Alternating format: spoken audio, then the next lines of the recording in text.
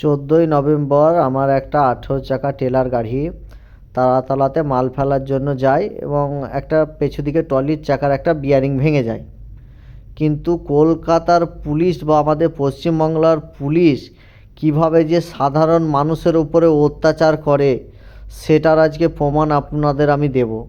কলকাতার এখানে তারাতলা মোড়ে আমার বিয়ারিং ভেঙে গিয়েছে, তবু ড্রাইভার গাড়িটা এক সাইডের মধ্যে রেখেছে।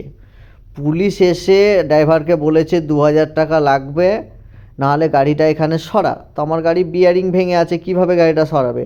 তো পুলিশ এসে আগার চাকাতে কাঁটা মেরে চলে গিয়েছে এবং আমার ড্রাইভারকে বলেছে 2000 টাকা পয়সা দিতে হবে, না তো আমরা কাঁটা খুলবো না।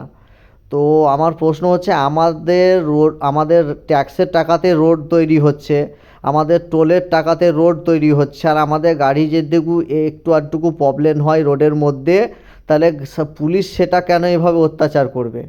আমাদের টাকাতেই রোড তৈরি হবে আর পুলিশের দাদাগিরি এভাবে করবে? আর আমাদের রাজ্যে দিন দিন পুলিশের অত্যাচার বেড়েই চলেছে।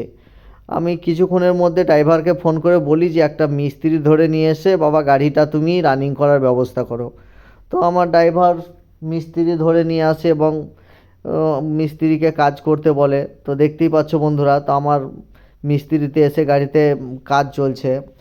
বিয়ারিং ভেঙে গিয়েছিল, বিয়ারিং যাই হোক ওখান থেকে ব্যবস্থা করেছি, মিস্ত্রির ব্যবস্থা করে গাড়িটাকে সেখান থেকে রানিং করে সরানোর ব্যবস্থা করছি।